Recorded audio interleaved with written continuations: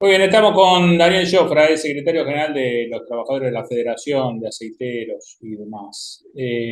¿Cómo andamos, Daniel? ¿Todo bien? Bien, yo ando bien. ¿Qué te preocupa más, la cuestión salarial o la cuestión o el clima político que está atravesando la Argentina?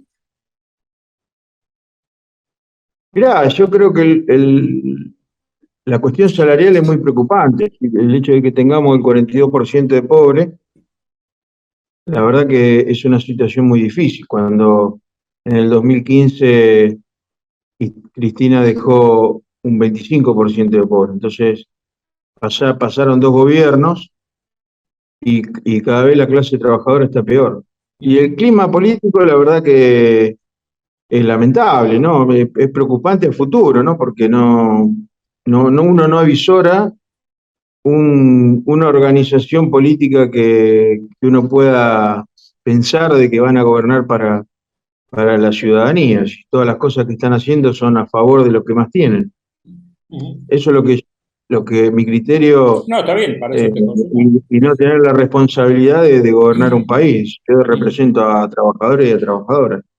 Sí, a ver, vos lo ves desde tu punto de vista, el punto de vista de un dirigente sindical que está defendiendo el empleo, está defendiendo los ingresos de los trabajadores y trabajadoras, pero vos ves que no se hacen, no se toman medidas en favor de ese sector. No, porque aparte todas las medidas que se toman es para que los empresarios no se enojen. Claro. Entonces, el campo se enoja, le dan un dólar exportador. Se enoja Paolo Roca y le dan algún subsidio para que no despida. Y ya ves, y los trabajadores que luchan reniegan mucho. La Ujú, vara no es la misma ujú, desde hace mucho tiempo ya, pero bueno, eso es lo que tenemos que entender las organizaciones sindicales a la hora de defender a los trabajadores. No ujú, podemos estar esperando de que haya un mesías político de que nos venga a salvar. No va a ocurrir eso.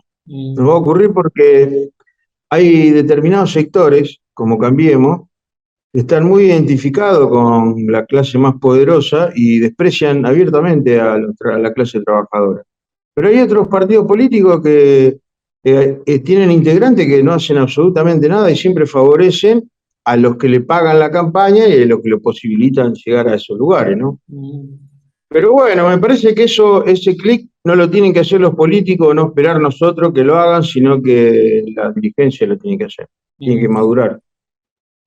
Vos reclamás que la dirigencia en su conjunto, ya sea gremial o política, empiece a avanzar en ese tipo de proyectos, porque en el medio del gobierno, y creo que alguna vez lo hablamos contigo, en un momento se le ocurrió, por ejemplo, no era expropiar, sino intervenir Vicentín, y reculó en chancleta. Digo, quizás por dos tapas de diario, por tres movilizaciones que se dieron. ¿No hay voluntad política ahí o necesitamos reactivar otra clase de dirigente para que estas medidas se planteen? Mira, yo creo que políticamente nosotros tenemos que tener dirigentes que realmente defiendan al país independientemente de los intereses contrapuestos, ¿no? Es decir, obviamente que si alguien te paga la campaña a vos, te vaya a pedir que Claro, haga una política favorable a obvio. ellos. Pero el problema más grande que nosotros tenemos como clase trabajadora son los sindicatos, son las federaciones, son los gremialistas, que no entienden que nos tenemos que unir para defender a los trabajadores independientemente del gobierno que esté.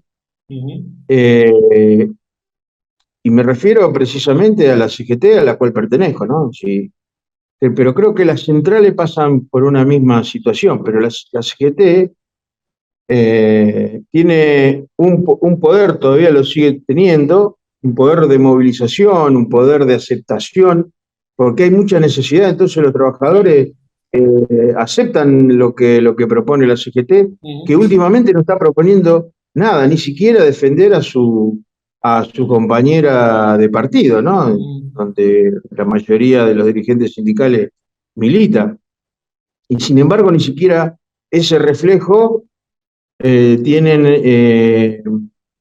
para salir con una medida después del atentado que sufrió Cristina. Entonces, es muy preocupante, si no solamente que no se preocupan por los trabajadores, que es lo que más me interesa a mí en particular, sino que tampoco se interesan por lo que supuestamente ellos no hacen determinadas cosas Claro. porque está su líder gobernando.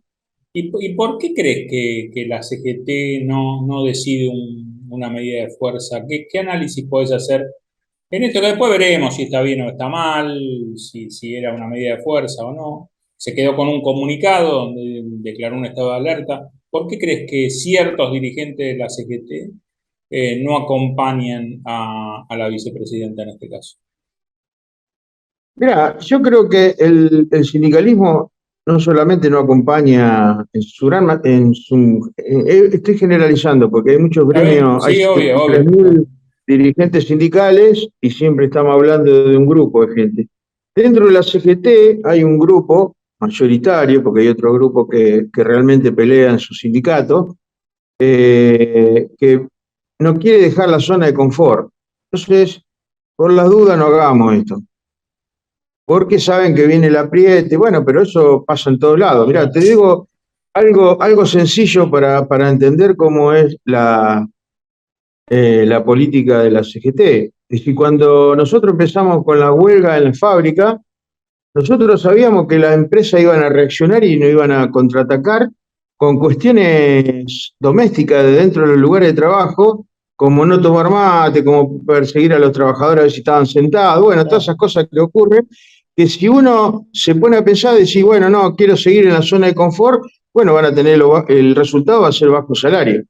Y bueno, la CGT, los resultados que tiene, 52% de pobres, y entonces, pero no quiere hacer nada, hasta le da vergüenza hacer una movilización, porque la vez pasada, en la última movilización que se hizo, había casi 500.000 personas, 600.000 personas, y sin embargo estaban todas esparcidas por todos lados porque no querían el tumulto ni el aglomeramiento de gente para que no parezca que estaba haciendo algo en contra del gobierno. Y es una cosa que es bastante ilógica y que a la gente le da mucha bronca eso, porque necesitamos el paraguas de la CGT, porque la CGT, en definitiva, para aquellos trabajadores que no están bien representados de sus organizaciones, por lo menos haría algo por el resto de los trabajadores. No puede ser que la CGT negocie un salario por debajo de la ley de la indigencia. Es Sí, inconcebible.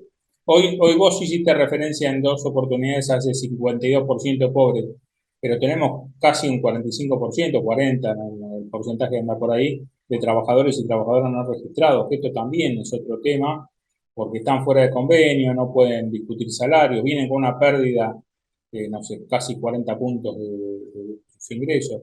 Digamos, eso también es muy preocupante. Y CGT tampoco los contiene. Por eso los movimientos sociales han crecido tanto, ¿no?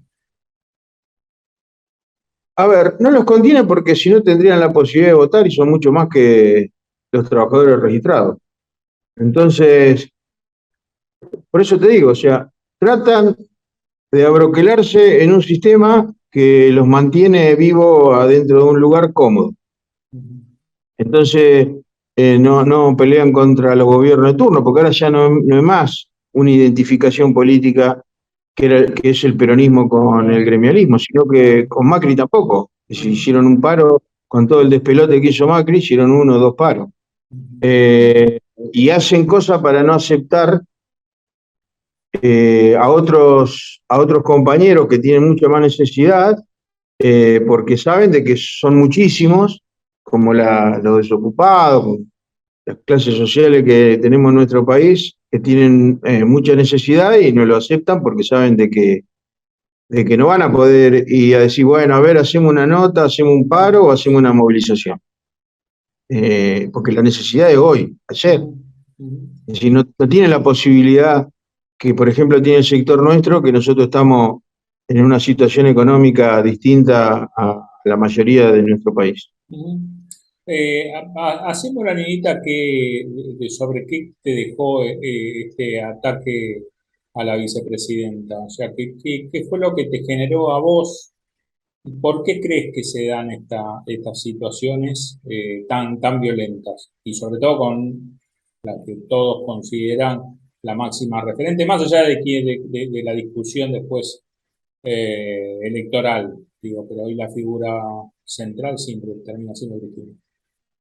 A mí, en primer lugar, me parece de una gravedad institucional muy grande, ¿no? Es decir, de que pudieron haber llegado hasta la vicepresidenta, más allá de que mi observación hacia la seguridad de las personalidades importantes de nuestro país es bastante débil.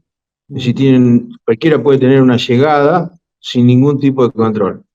Y creo que lo que le pasó a Cristina, creo que fue exceso de confianza y también una parte insegura de que el gobierno no le proporcionó a una persona que dividió el país en cuestionamiento y en adoración. Entonces, me parece que en ese sentido me preocupa mucho más porque si la vicepresidenta no tiene seguridad, ¿qué puede esperar un ciudadano común? Ahora, me parece que la clase política hay una situación que no está entendiendo y que al principio lo tomó como chiste, este odio, esta brecha que hay entre la misma clase trabajadora, este odio que se generan permanentemente con acusaciones en vez de proponer soluciones. Y esto genera, a ver, si esto se hubiese llevado a cabo y la hubiesen asesinado a Cristina, el país hoy sería un desastre. Sería un desastre como en la época de los 70 o peor, con la diferencia que en la época de los 70 había ideales. En la época de los 60, de los 70 había ideales. Hoy están los estúpidos diciendo cualquier pavada y se forma una bronca que uno nunca sabe en dónde va a terminar. Entonces, ese juego que hacen dialéctico en los medios, que en vez de utilizar los medios para proponer alguna solución, dicen pavada permanentemente, hacen acusaciones que no lo pueden corroborar. Toda esa pantomima que hacen los políticos lleva a que la clase que más necesita esté muy enojada y nos pueden llevar a una situación incontrolable para ellos, porque aparte no están capacitados para controlar una situación de desorden social. Entonces, porque ya lo han demostrado, o sea, el último desorden grande social que hubo en nuestro país fue en la época de la Rúa y mataron a más de 30 personas. Entonces no es joda de decir, bueno, no, acusar y no poder llegar a comprobar absolutamente nada, solamente para desprestigiar y por un interés político. Es decir, acá hay una realidad. En otro momento, el capitalismo no invadía con los militares. Hoy no ganan las elecciones. Hay un sector que está identificado claramente con ese sector que desprecia a la clase trabajadora, que desprecia por una cuestión de clase, que quieren vivir solo, que quieren vivir tranquilo y con el 60% de pobres. Es una ridiculez porque ni siquiera piensan de que esos pobres se van a transformar en delincuentes, que el día de mañana le van a hacer la vida imposible. No van a poder vivir en ningún lado. Pero bueno. Como siempre, Daniel, te agradecemos muchísimo. Es interesante cruzar opiniones. Te mando un abrazo enorme y obviamente seguiremos en contacto. Otro para vos, Ale. Abrazo grande.